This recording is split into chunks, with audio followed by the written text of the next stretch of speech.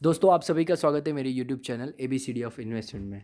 आज मैं आप सभी के लिए और ख़ास करके कहूँ तो यूटीआई एएमसी में जिन्होंने अपने पैसे लगाए थे और आईपीओ में जिनको अलॉटमेंट लगा है उनके लिए एक स्ट्रैटेजिक वीडियो लेके आया हूँ।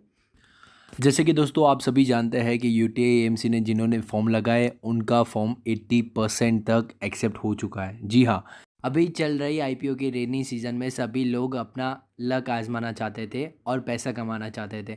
इसीलिए सारे आईपीओ जिनमें ग्रे मार्केट में प्रीमियम चल रहा हो, अच्छा प्रॉस्पेक्टस हो, उसमें लोगों ने पैसा जम के लगाया था। पर ये आईपीओ पिछले 2 आईपीओ यानी कि केमकॉन और केम्स की तरह धोखा देके गया है। इस आईपीओ की बिल्कुल सेम पैटर्न केमकॉन और केम्स की तरह है। ग्रे मार्केट प्रीमियम बहुत अच्छा जब आईपीओ ओपन हुआ तब चल रहा था। यह आईपीओ जब 29 सितंबर को ओपन हुआ और 1 अक्टूबर तक क्लोज हुआ तब तक इस आईपीओ के ग्रे मार्केट में प्राइस 2000 से 3000 अराउंड माने जा रहे थे, जिसके वजह से रिटेल इन्वेस्टरों यानी कि मेरे जैसे और आपके जैसे लोगों ने काफ़ी पैसा लगाया। पर इंस्टीट्यूशनल इन्वेस्टर और ट्रस्ट जिनका पैसा आईपीओ का फ्यूचर डिसाइड करता है उन्होंने बिल्कुल ही ये आईपीओ को ठेंगा बता दिया, जिसके वजह से 3 दिनों के बाद उसका प्रीमियम गिर रहा है और आज की तारीख में ग्रे मार्केट उसकी नेगेटिव लिस्टिंग एक्सपेक्ट कर रहा है। तो इस नेगेटिव लिस्टिंग में मेरे और आपके जैसे रिटेल इन्वेस्टर को कैसे पैसा बचाना है उसके लिए मैं एक आज स्ट्रैटेजी लेके आया हूँ। उससे पहले मैं आपको ये बता दूँ कि आपके पैसे जो बिज़नेस में लगे हुए हैं वो बिज़नेस मॉडल कैसा है, ताकि आपको पता चले कि आपको ये पर्टिकुलर शेयर में कैसी स्ट्रेटजी अपनानी चाहिए। दोस्तों इससे पहले मैं आपको बता दूं कि यूटीआई एएमसी का आईपीओ जब आने वाला था उससे पहले ही मैंने इसके स्ट्रेटजी और इसके बिजनेस मॉडल पे एक वीडियो बनाया हुआ था और उसके प्रॉस्पेक्टस भी दिखाए गए थे। हालांकि उसके बाद ग्रे मार्केट में काफ़ी उतार चढ़ाव हो चुके हैं और सिचुएशन काफ़ी चेंज हो गई है, बट जो चेंज नहीं हुआ है वो है उनका बिजनेस मॉडल। 7 दिन पहले भी वही था और अभी भी वही है। इनका बिजनेस मॉडल मैं कह सकता हूँ दोस्तों कि एक ऐसा बिजनेस जो कभी लॉस नहीं कर सकता। सुनकर शौक हो गए ना? जी हाँ, ये एक ऐसा बिज़नेस है जो कभी लॉस ही नहीं कर सकता, बताता हूँ क्यों। यूटीआई ब्रांड साउथ इंडिया की एचडीएफसी है। जी हाँ, और इस यूटीआई ब्रांड के तहत उनका एएमसी कारोबार जो अभी लिस्ट होने वाला है वो म्यूचुअल फंड कारोबार में सक्रिय है, जिनकी हेड ऑफिस मुंबई बांद्रा में स्थित है। दोस्तों एक जानी मानी रेटिंग एजेंसी क्रिसिल के अनुसार यूटीआई एसेट मैनेजमेंट कंपनी देश की दूसरी सबसे बड़ी एसेट मैनेजमेंट करने वाली कंपनी है, जिसके पास 45% कॉरपोरेट से, 30% बैंक से और 15 to 20% रिटेल इन्वेस्टर के पोर्टफोलियो सुरक्षित है। मतलब 70% से भी ज़्यादा इन्वेस्टर्स यानी कि बैंक और इंस्टीट्यूशंस जो लॉन्ग टर्म इन्वेस्टर्स माने जाते हैं वो यूटीआई एएमसी के पास है। दोस्तों अब मैं आपको बताऊंगा कि म्यूचुअल फंड कंपनीज क्यों लॉस नहीं कर सकती।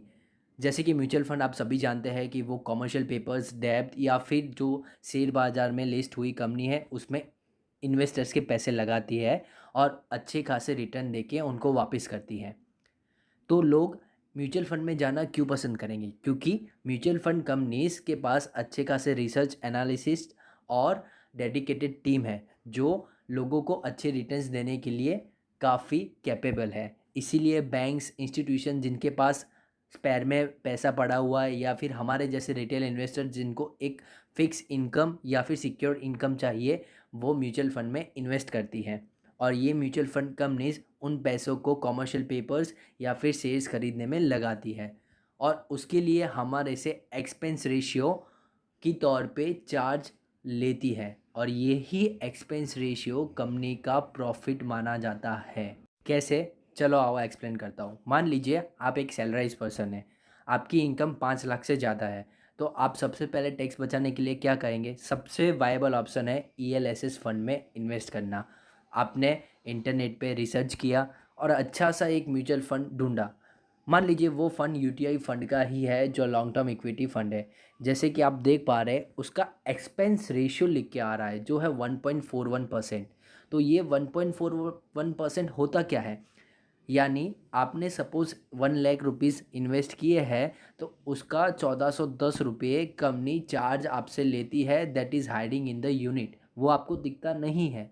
यस, वो 1410 रुपये कंपनी अपने चार्ज लेती है बतौर रिसर्च और आपको रिटर्न देने के लिए। और इस चार्ज के सामने उनकी एक्सपेंसेस की बात की जाए तो उनके एक्सपेंसेस रहते हैं क्या, कि जो वो ट्रांजैक्शन कर रहे हैं स्टॉक एक्सचेंजेस पे या फिर कमर्शियल पेपर करने के लिए जो लीगल कामकाज कर रहे हैं, या फिर उनके जो रिसर्च पैनल है उनको सैलराइज देने में। यानी अगर आप कुछ पैसे कमा रहे हो उसी में से ही आप कुछ पोर्शन कर सकते हो, otherwise you are not spending any money. उनको कोई स्टॉक नहीं रखना है, उनको कोई प्राइस गिनने का भी डर नहीं है।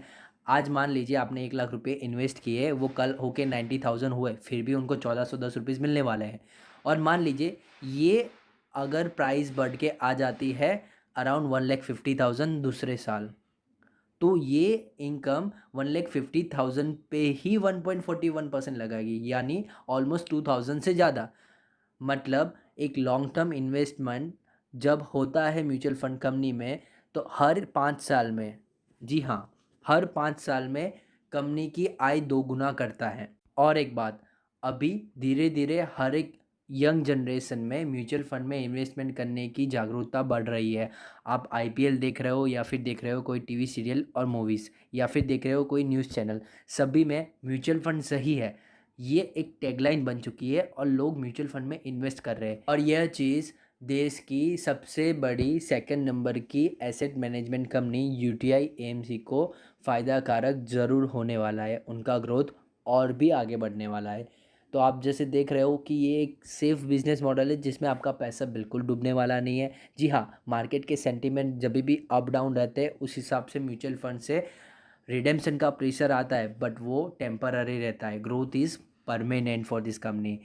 और यही तो रीज़न है कि जब देश की सबसे बड़ी एचडीएफसी एएमसी का आईपीओ लिस्ट हुआ था, तब वो 1200 का शेयर 4000 तक छू के आया था। जी हाँ, ये कंपनी में एक अच्छा खासा प्रॉस्पेक्टस है, फ्यूचर ग्रोथ भी है और अच्छा खासा बिजनेस मॉडल भी है। पर अभी के लिए शॉर्ट टर्म की बात की जाए तो लिस्टिंग गेन डेफिनेटली नहीं मिलने वाला है, लिस्टिंग लॉस भी हो सकता है। पर अगर आप वैल्यू इन्वेस्टर है और आपकी इन्वेस्टर प्रोफाइल किस हिसाब से है, तो उस हिसाब से मैं आपको एक 3 स्ट्रेटजी आगे बताने वाला हूँ, जो कि है बाय, हाफ सेल और होल्ड। और उसमें से आपको जो भी सही लगे वो कमेंट सेक्शन में ज़रूर लिखिएगा। दोस्तों, अगर आपको आईपीओ में अलॉटमेंट मिला है तो आपको 27 शेयर्स यूटीआई एएमसी के 554 प्राइस में, जी हाँ, 554 प्राइस में मिले होंगे, जिनकी रफली प्राइस होती है 15,000। और अगर दोस्तों आपके पास और 15,000 इन्वेस्ट करने की ये कंपनी में जगह हो तो आपके लिए ये स्ट्रेटजी सबसे बढ़िया है, जो कि है बाय हाफ। जी हाँ, अगर मान लीजिए ये आईपीओ लिस्ट होता है अपने ग्रे मार्केट प्रीमियम के अराउंड, यानी कि -20 टू -30 के बिटवीन, तो ये ग्रे मार्केट मान के चल रहा है कि 520 से 530 के अराउंड ये आईपीओ की लिस्टिंग होने वाली है। तो लिस्टिंग पे ही आपको हाफ शेयर्स यानी कि 15 शेयर्स बाय करने हैं, जो आपके एवरेज को 540 के अराउंड लेके आ जाएगा। उससे होगा क्या कि अगर और भी गिरता है, मान लीजिए 490 तक आता है, तो आप और भी हाफ बाय कर सकते हैं, जिसके वजह से टोटल आपकी एवरेज आ जाएगी 520 टू 525 के बीच में। तो जब भी एक बाउंस बैक और मोमेंटम ये शेयर को मान लीजिए 1 वीक या 2 वीक के बाद मिलता है, तो आप अपना पैसा वापस ले सकते हो, या फिर ये ऐसा भी हो सकता है कि उसी दिन आप लिस्टिंग गेन भी हासिल कर पाओ। और इस स्ट्रेटजी को हमें स्टॉप लॉस रखना है 460, जी हाँ, 460 का एक स्ट्रिक्ट स्टॉप लॉस रखना है। 100 रुपये का नुकसान है, बट रिस्क और रिवॉर्ड की देखा जाए तो हम पैसे तुरंत ही बना पाएंगे।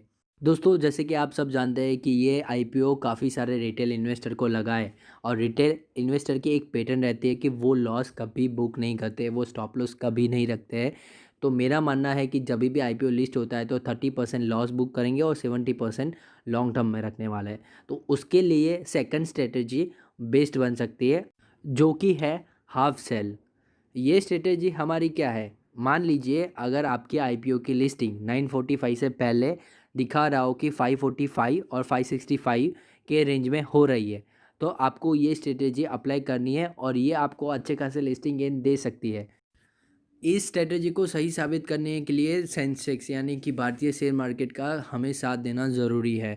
सेंसेक्स रेड निशान में होना चाहिए या फिर मार्केट काफ़ी वीक होना चाहिए, बैंक निफ्टी नेगेटिव में होनी चाहिए, तो ही ये स्ट्रेटजी आपको अप्लाई करनी है। दूसरी चीज़, ये ग्रे मार्केट प्रीमियम को बीट करके अगर 545 से 565 के बीच में लिस्ट हो रहा है, तो मान लीजिए ये स्ट्रेटजी के अनुसार हम क्या करने वाले हैं कि 555 में हमारा सेल लिस्ट हो रहा है तो हम हमारे आधे शेयर्स यानी कि 15 शेयर्स तब भी ही बेच डालेंगे, बाकी के 12 शेयर्स के लिए खड़े रहेंगे।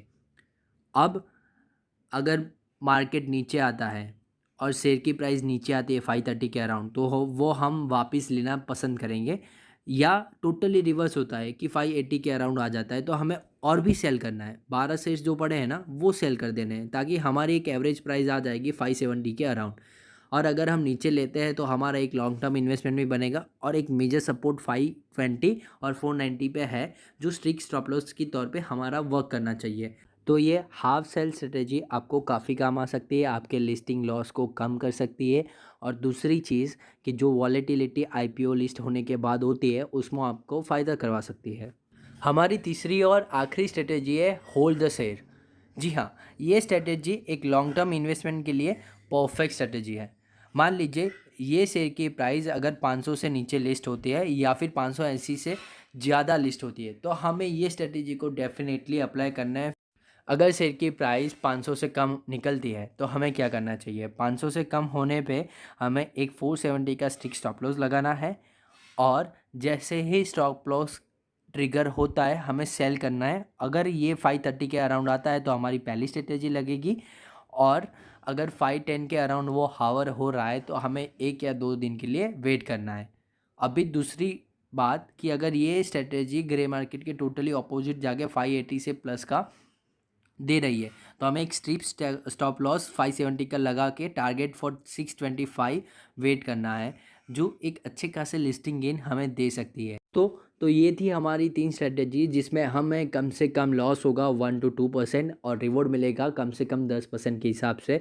तो आपको बिल्कुल ही इस मंडे 12 अक्टूबर को एक्टिवेट रहना है। ये आईपीओ में आपका पैसा लगा है तो ये डेफिनेटली आपको पैसा बना सकता है। निराश बिल्कुल मत होइएगा, ग्रे मार्केट में काफ़ी नेगेटिव कमेंट चल रही है, बट उसके अगेंस्ट हमें ये स्ट्रेटेजी डेफिनेटली अप्लाई करनी है। और ये अप्लाई करने के लिए आपको 2 चीज़ों का ध्यान रखना पड़ेगा। पहली है कि आईपीओ मार्केट 10 बजे खुलता है तो उससे पहले एसजीएक्स निफ्टी क्या दिखा रही है, उसका मोमेंटम कहाँ जा रहा है, वो आपको इंडिकेट करना है। और दूसरी चीज़ है 9:30 से 9:45 के दौरान अगर प्री लिस्टिंग के टाइम पे मार्केट डेप्थ कितने बाय शेयर्स है कितने सेल शेयर्स है, उस हिसाब से आपको जेन्यूनफाई करना है कि ये मार्केट कहाँ जा रहा है और ये आईपीओ की डिमांड क्या रहने वाली है। तो दोस्तों बिल्कुल निराश मत होइएगा, फिर से मैं बोल रहा हूँ आप पैसे अच्छे से लगाइए और ये स्ट्रेटेजी आपको कैसे लगी ये कमेंट बॉक्स में ज़रूर बताइएगा। अगर आप लॉन्ग टर्म इन्वेस्टमेंट में विश्वास रखने वाले हो, 1-2 साल तक पेशेंस रखने वाले हो, तो ये शेयर आपके लिए बिल्कुल बेहतरीन शेयर है।